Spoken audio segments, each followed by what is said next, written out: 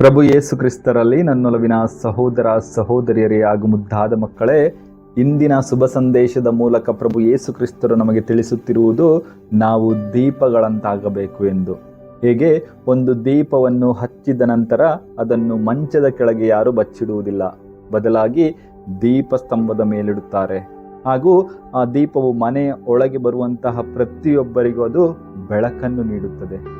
ಪ್ರಿಯರೇ, ಆ ದೀಪಸ್ತಂಭದ ಮೇಲಿರುವಂತಹ ಆ ದೀಪವು ಯಾವುದೇ ರೀತಿಯಾದಂತಹ ಶಬ್ದವನ್ನು ಮಾಡುವುದಿಲ್ಲ, ಬದಲಾಗಿ ಮೌನವಾಗಿದ್ದು ಅದು ಎಲ್ಲರಿಗೂ ಬೆಳಕನ್ನು ನೀಡುತ್ತದೆ. ಪ್ರಿಯರೇ, ಪ್ರಭು ಯೇಸು ಕ್ರಿಸ್ತರನ್ನು ಅರಿತಿರುವಂತಹ ನಾವು, ಶುಭ ಸಂದೇಶದ ಮೌಲ್ಯಗಳನ್ನು ಅರಿತಿರುವಂತಹ ನಾವು ಆ ದೀಪಗಳಂತಾಗಬೇಕು.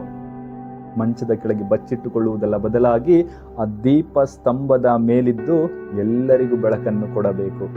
ಪ್ರಿಯರೇ, ನಮ್ಮ ಮನೆ ಒಳಗೆ ಬರುವಂತಹ ವ್ಯಕ್ತಿಗಳು ಎಲ್ಲರೂ ಒಳ್ಳೆಯವರಾಗಿರುವುದಿಲ್ಲ. ಅದರಲ್ಲಿ ಕೆಟ್ಟವರು ಇರುತ್ತಾರೆ, ಒಳ್ಳೆಯವರು ಇರುತ್ತಾರೆ, ಎಲ್ಲ ರೀತಿಯಾದಂತಹ ವ್ಯಕ್ತಿಗಳಿರುತ್ತಾರೆ. ಆದರೆ ಆ ದೀಪವು ಭಿನ್ನ ಭೇದ ಮಾಡುವುದಿಲ್ಲ. ಎಲ್ಲರಿಗೂ ತನ್ನ ಬೆಳಕನ್ನು, ತನ್ನ ಒಳ್ಳೆಯತನವನ್ನು ಅದು ನೀಡುತ್ತದೆ. ಅದೇ ರೀತಿಯಲ್ಲಿ ನಮ್ಮ ಜೀವನದಲ್ಲಿ ಬರುವಂಥ ವ್ಯಕ್ತಿಗಳು ಎಲ್ಲರೂ ಒಳ್ಳೆಯವರಾಗಿರಲು ಸಾಧ್ಯವಿಲ್ಲ. ಆದರೆ ನಿಮ್ಮ ಕಡೆಯಿಂದ ನೀವು ಆ ಬೆಳಕನ್ನು, ಆ ಒಂದು ಒಳ್ಳೆಯತನವನ್ನು ನೀಡಬೇಕೆಂದು ಆ ಶುಭ ಸಂದೇಶ ನಮಗೆ ತಿಳಿಸಿಕೊಡುತ್ತದೆ. ಹೇಗೆ ಒಂದು ದೀಪವು ಶಬ್ದವನ್ನು ಮಾಡದೆ ಮೌನವಾಗಿ ತನ್ನ ಬೆಳಕನ್ನು ನೀಡುತ್ತದೆಯೋ, ಅದೇ ರೀತಿಯಲ್ಲಿ ನಾವು ಸಹ ಕಿರುಚಾಡಬೇಕಾಗಿಲ್ಲ, ನಮ್ಮ ಶಬ್ದವನ್ನು ಉಪಯೋಗಿಸಬೇಕಾಗಿಲ್ಲ. ಬದಲಾಗಿ ಮೌನವಾಗಿ ಆ ಕ್ರಿಸ್ತನ ವ್ಯಾಲ್ಯೂಸ್ ಅಂದರೆ ಮೌಲ್ಯಗಳನ್ನು ನಾವು ಹಂಚಿಕೊಂಡರೆ, ನಾವು ನಮ್ಮ ಜೀವನದಲ್ಲಿ ಜೀವಿಸಿದರೆ ಸಾಕು, ಅದು ಇತರರಿಗೆ ಬೆಳಕಾಗುತ್ತದೆ.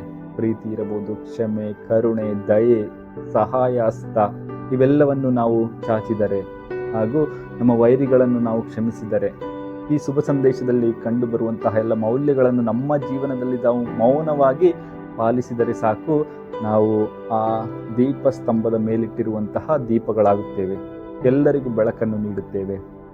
ಪ್ರಿಯರೇ, ಆದ್ದರಿಂದ ಇಂದಿನ ಶುಭ ಸಂದೇಶದಲ್ಲಿ ಹೇಳುವಂತೆ ನಾವು ದೀಪಸ್ತಂಭದ ಮೇಲೆ ಇಟ್ಟಿರುವಂತಹ ದೀಪಗಳಾಗೋಣ, ಇತರರಿಗೆ ಬೆಳಕನ್ನು ನೀಡೋಣ. ನಮ್ಮನ್ನು ನೋಡಿದಂತಹ, ನಮ್ಮ ಸಾನ್ನಿಧ್ಯದಲ್ಲಿರುವಂತಹ ಇತರರು ದೇವರ ಮೇಲೆ ವಿಶ್ವಾಸವನ್ನು ಹೆಚ್ಚಿಸಿಕೊಳ್ಳುತ್ತಾರೆ. ದೇವರು ನಮ್ಮೆಲ್ಲರನ್ನು ಆಶೀರ್ವದಿಸಲಿ. ಆಮೇನ್. ಅಲ್ಲೆಲೂಯಾ.